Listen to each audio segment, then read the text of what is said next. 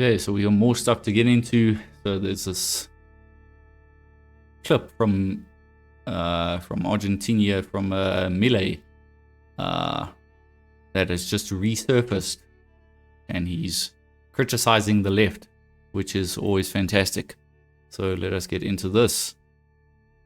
At one point, I thought being on the left was a mental problem. True. The empirical evidence is so overwhelming, it never worked anywhere, and they refused to accept it. Therefore, I thought it was a mental problem. I mean, some kind of block that doesn't even let them see the numbers. They are enemies of numbers. They hate numbers. Yeah. I don't know if lefties hate water or numbers more. I mean, I don't know if they hate bathing more than numbers. But what I discovered is that being on the left is a disease of the soul. The left is built on envy, hatred, resentment, unequal treatment before the law. They are very violent. And since they have no way or arguments to answer, they go for physical violence. Facts. Lefties always, let's say, resort to physical violence and all kinds of violent manifestations because they are unable to refute the arguments. True. So true. I mean, yeah, look at what happened to Charlie Kirk, right? That's exactly correct. You know, and this is why it's exactly what he says. They see the world through the idea of subjectivity. This is why, as he said, you know, they can't see numbers, they can't see reason, they can't see logic, because it is all based on, but how does it make me feel? And because their intellect is more based on feeling versus logic and reason.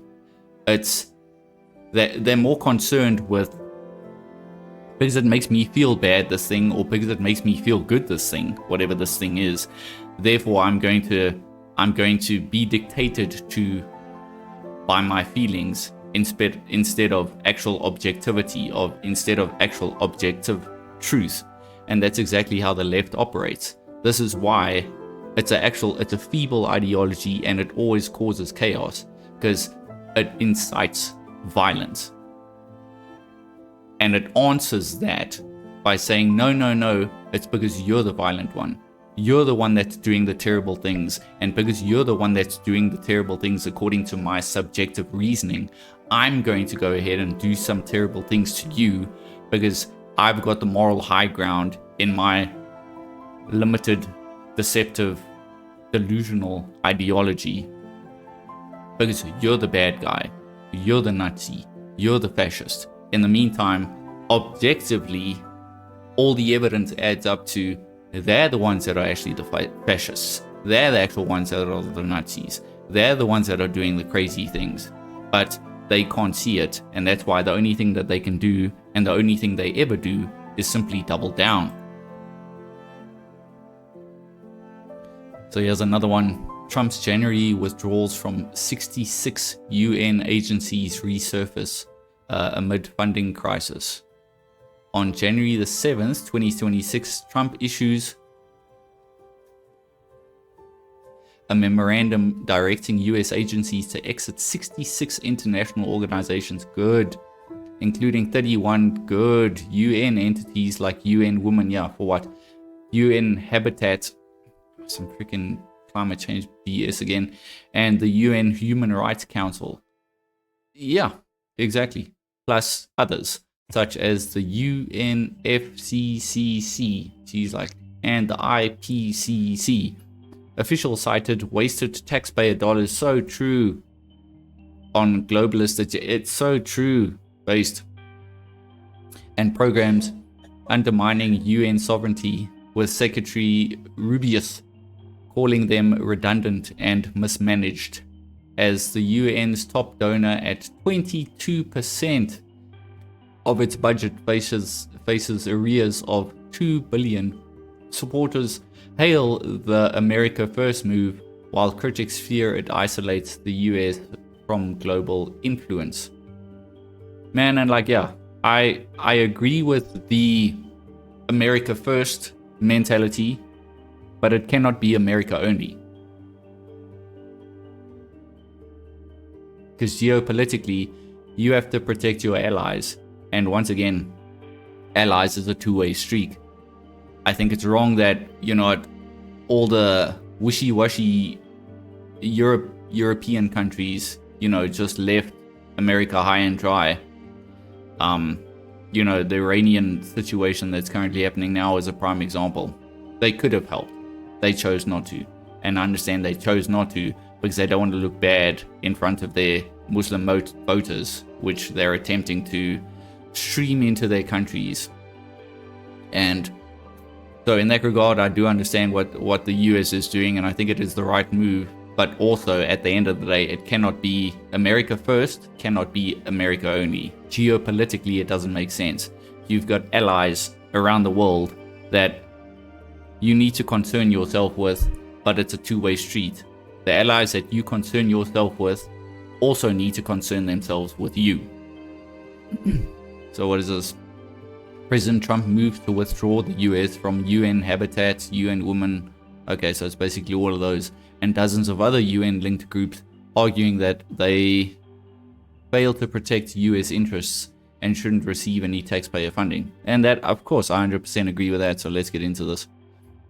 Not only is the UN not solving the problems it should, too often, it's actually creating new problems for us to solve. True. The best example is the number one political issue of our time, the crisis of uncontrolled migration. True. It's uncontrolled. Yeah.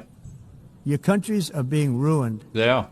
The United Nations is funding an assault on Western countries and their borders. In 2024, the UN budgeted $372 million in cash assistance to support an estimated 624,000 migrants journeying into the United States. Think of that. The UN is supporting people that are illegally coming into the United States, and then we have to get them out. And that's the thing, you see this in there's a lot of MEPs in NATO, obviously on the right, specifically the ESN. There's a lot of people on the right that are just fed up with it. They're tired of it because they can see the writing on the wall, and it's just like, no, enough is enough. We've given the radical leftists, we've given these, according to Millet, which is 100% correct, these delusional, mentally ill people, too much ground. They've been allowed to be promoted to these positions of power, which enforce anti-Western sentiment, anti-Western ideology, anti-Christian ideology, fundamentally, because that's what basically atheism is. In order to, get this weird globalistic agenda off the ground, but this globalistic agenda is going to destroy the globe. The UN also provided food, shelter, transportation, and debit cards to illegal aliens. Can you believe that? On the way to infiltrate our southern border. Yeah. Millions of people came through that southern border. Just a year ago, millions and millions of people were pouring in. 25 million altogether over the 4 years of the incompetent Biden 24 administration. million. And now we have it stopped, totally stopped. In fact, they're not even coming anymore because they know they can't get through. Good. But what took place is totally unacceptable. The UN is supposed to stop invasions, not create them. Yeah. And not finance exactly. them. In the United Like, how do these people get into these positions of power? It's just as baffling. And it's like, they're completely anti-West. They hate the civilization. They've got this agenda to destroy it. And as soon as you speak up about it, you're the one that's going to get cancelled. You're the one that's going to get doxxed. You're the one that's going to be called every name in the book which they've invented and they've written down. And they want to destroy Western civilization, and they want you to allow it. Don't you dare speak up about it. United States, we reject the idea that mass numbers of people from foreign lands can be permitted to travel halfway around the world, trample our borders, violate our sovereignty, cause unmitigated crime, and deplete our social safety net. Not only So true.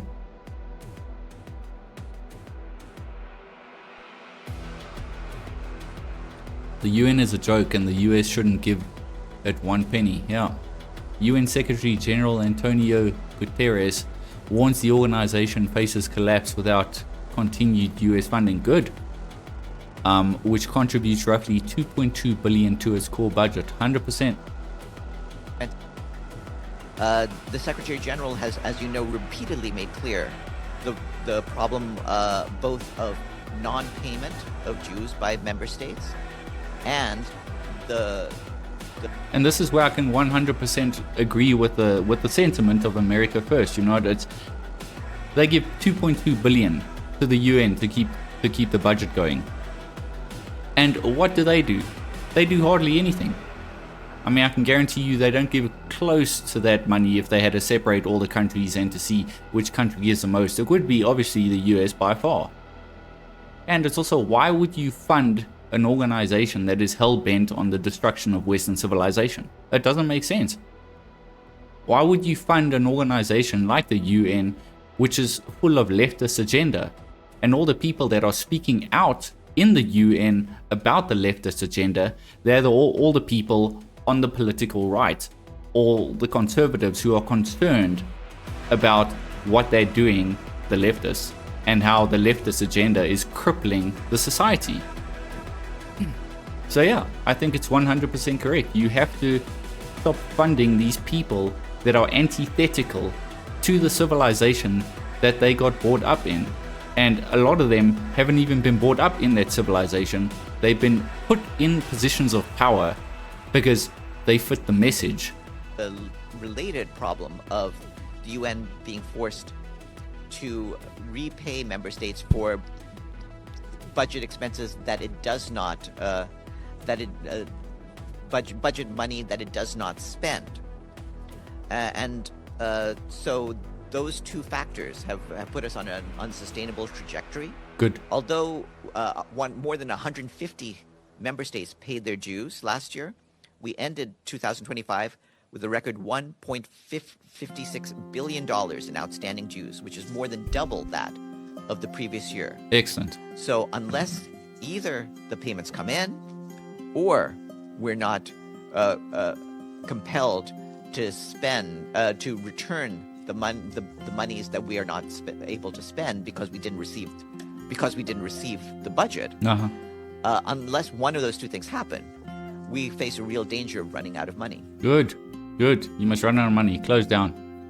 You guys have done exactly nothing. Exactly nothing.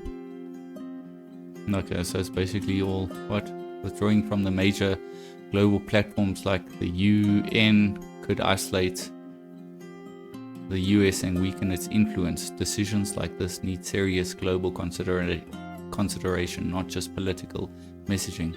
No, I disagree with that. Withdrawing from the major global platforms like the UN could isolate the US. Look, I mean, at the end of the day, the US is the superpower at the end of the day, and I think they're going to be okay with being isolated. They've got the finances, they've got the means, they've got the power, they've got the military, they've got the infrastructure, they've got all of that. They're going to be okay. What this narrative attempts to push is the fact that really what it comes down to is the UN is not going to be okay.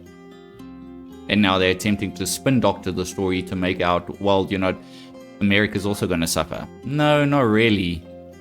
They're not really going to suffer. The UN is going to suffer. And I think they should.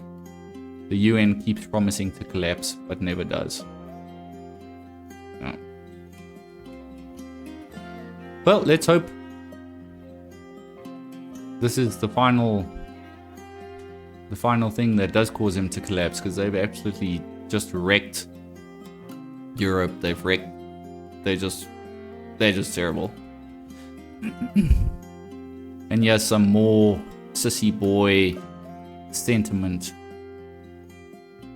Macron criticizes US strikes on Iran and calls for middle power coalition. Okay.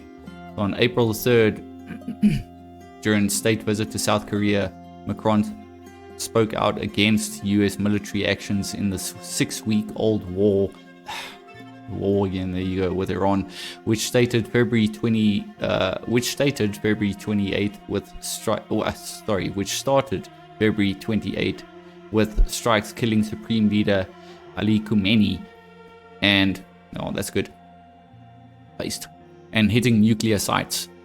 It's not hitting nuclear sites, it's destroying their infrastructure, it's crippling them so that they cannot build nuclear weapons. He urged middle powers like Europe, South Korea, Japan, and India to pursue strategic autonomy, there's that word again, avoiding dependence on US unpredictability or Chinese dominance that focuses through focus on diplomacy, international law, and cooperation in AI, space, and defense. The remarks amid transatlantic tensions and Trump's accusations of unhelpful NATO allies, True promoted online mockery from critics calling him a coward, True, and Napoleon wannabe, True, even as France and South Korea deepened their strategic partnership. So, what is this? I'll probably have to turn that down.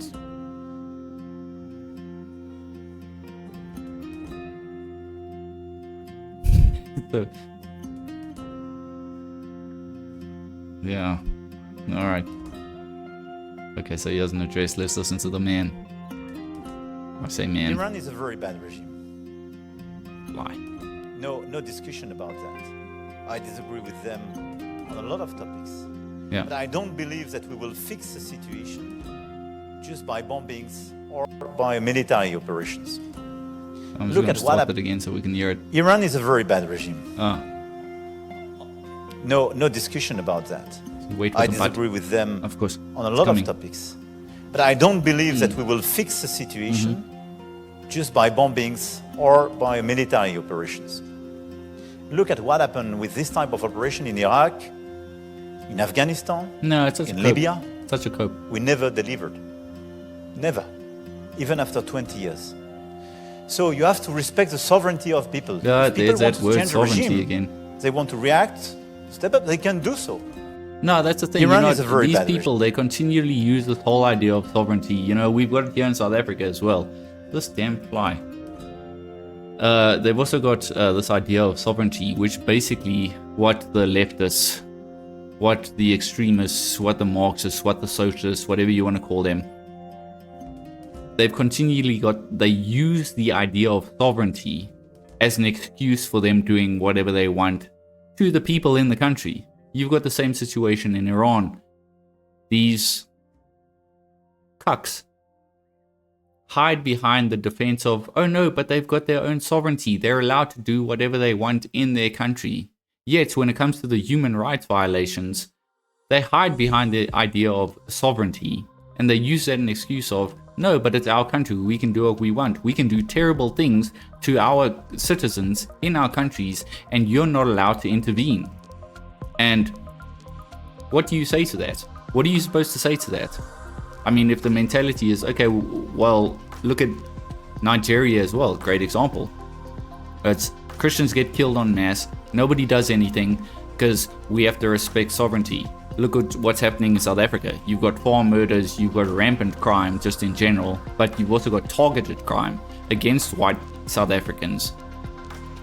And it's just seen as, oh no, well, they're exercising their sovereign rights as a nation to do whatever they want. And what's the answer from people like Macron?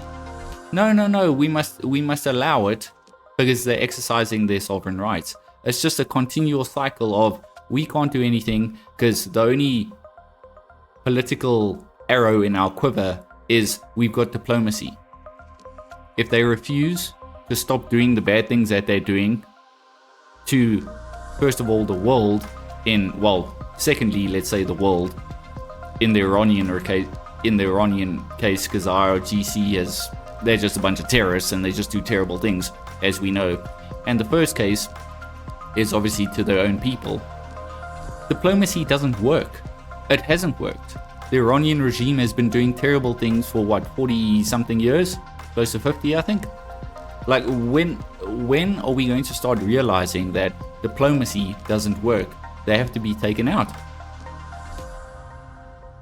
And I know people don't like that. I know that's seen as, oh, but that's an incitement to violence. No, it's not an incitement to violence. It's an incitement to defense. They started the violence. Who kills the citizens? The bad regimes.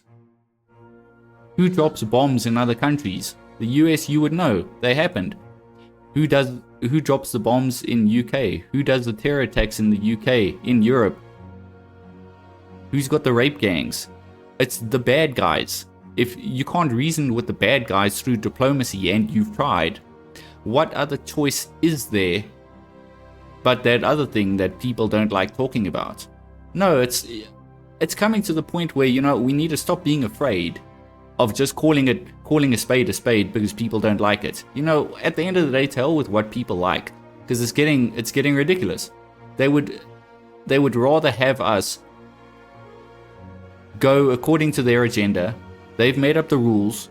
They've made up the script. You follow the script. Otherwise, you get cancelled. Otherwise, you get doxxed. All these things, we know them. But you need to go according to the agenda. And if you don't, then there's repercussions. No, it's coming to the point where there is only one option. If people don't want to listen, if people don't want to accept diplomacy, if people don't want to change their ways, and you've tried and tried and tried, what other option is there? I think it's as simple as that. And then we've also got this whole situation with Elon. So now this has come up again. Like I heard that, it was a while ago now, man. Like Elon wanted to help out, if anything. He didn't need to do it. He just did it out of the goodness of his heart. He wanted to help out South Africa with Starlink. And obviously that didn't transpire because the ANC is just ridiculous. But it seems to have resurfaced again. Elon Musk calls South Africa's BEE policies extremely racist, which they just are. But the thing is, once again, as Mile says, the left don't like looking at stats and figures, and they don't operate with logic and reason. It's all about feelings. So that's why they'll never see it objectively. Musk responded to President Cyril Ramaphosa's defense of black economic empowerment policies, which set hiring and ownership targets for South Africa's women and others to address apartheid's legacy. There's an apartheid legacy. The updated Employment Equity Act mandates sector-specific quotas, like 95.9 designated groups in some skilled roles, with fines for non-compliance. Yeah, that's exactly what's happening in South Africa. That's how it's been for a long time. Musk claims these rules prevent Starlink approval due to its lack of 30% black ownership, fueling a divide between supporters seeking economic redress and critics who see reverse discrimination amid 32% unemployment. And look, we all know that BEE favors only the connected elite class of black people. It's been seen for the past, really since I suppose in 2008, that's kind of when it really started ramping up, and then you could really see it. But it favors only the connected. The rest of the black people, if anything, you would have to admit that there's more unemployment now than there was under apartheid.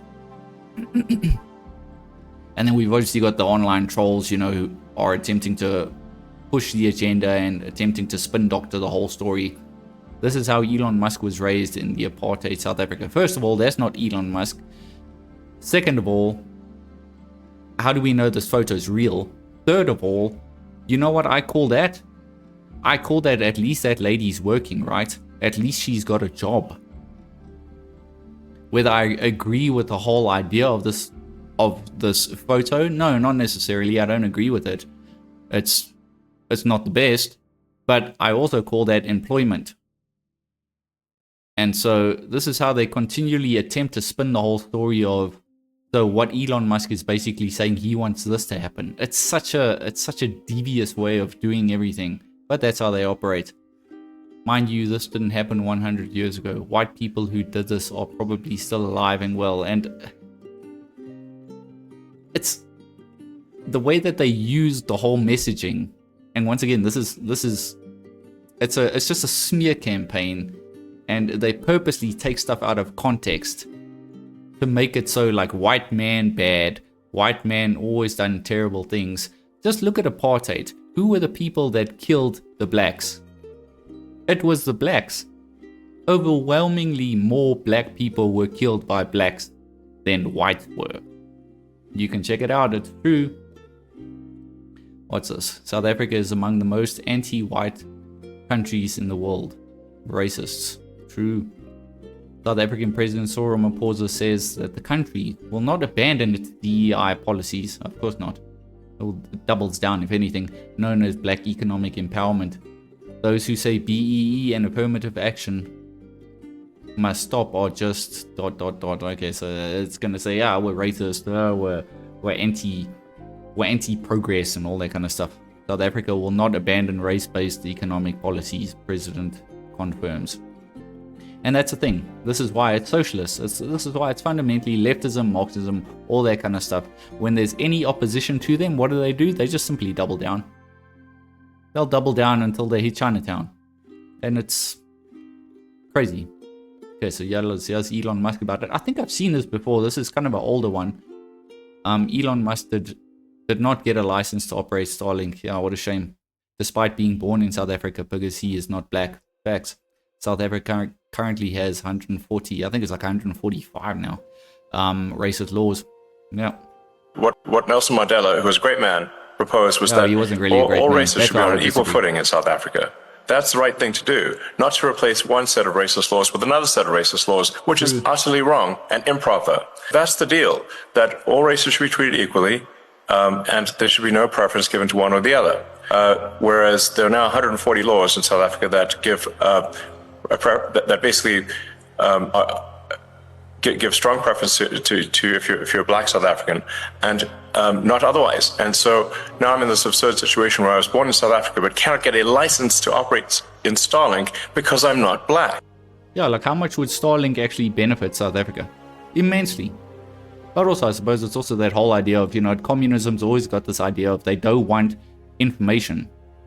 They're anti-information. Because the more information people get, the more opportunity they have to become critical thinkers. Communism is anti-critical thinking. Communism just wants you to be a cog. Communism just wants you to go with whatever the narrative is. And so I can also understand specifically in the Starlink case why they would be opposed to it.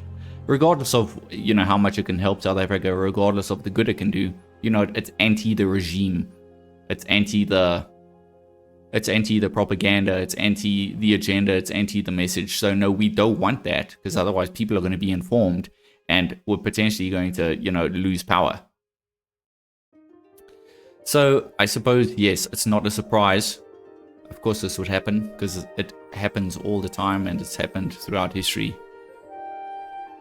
But that is pretty much it, folks, and I will see you on the next one. Cheers.